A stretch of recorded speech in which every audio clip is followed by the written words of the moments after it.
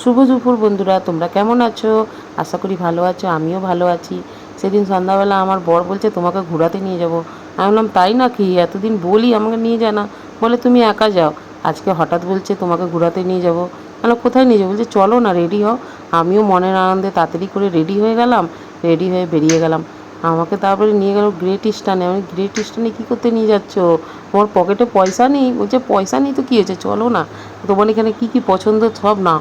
আজকে কী নেবো? বলছে না না, কী পছন্দ আছে বলো। আলো এত গরম পড়েছে, তাহলে একটা এসি কিনে দাও। বলছে আচ্ছা ঠিক আছে, তুমি ঘোরো ফেরো, দেখো ঘোরাফেরা ফ্রি, কোনো ব্যাপার নেই, ফ্রিতে ঘোরো, ফ্রিতে এখানে যা ইচ্ছা তাই দেখো। আমি এখানে দেখছি, আমি এখানে ঢুকে একটা ফোন পছন্দ করলাম। আমি বলছি ফোনটা দেখো না, কী সুন্দর লাগছে, দেখো আমাকে ফটো তুলে দিচ্ছে ফোনটাতে।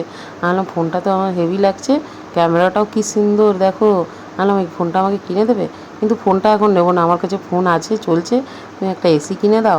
বলছে আচ্ছা ঠিক আছে, তুমি চলো না, দেখো না এখানে কত কিছু আছে, পছন্দ করো দেখো।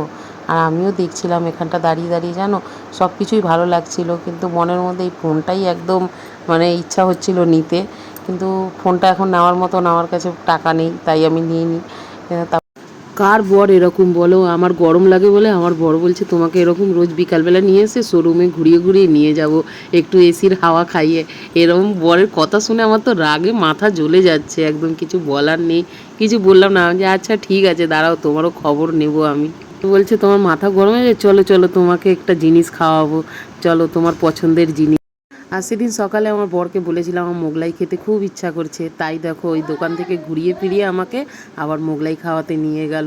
বলছে এবার তো তোমার মাথাটা ঠান্ডা হলো, বলছে এসি কিনে দিনে তো কী হয়েছে, চলো তোমার পছন্দের জিনিস খাইয়ে দিই, আর রাতে রান্নাবান্না করতে হবে না, এবার খুশি।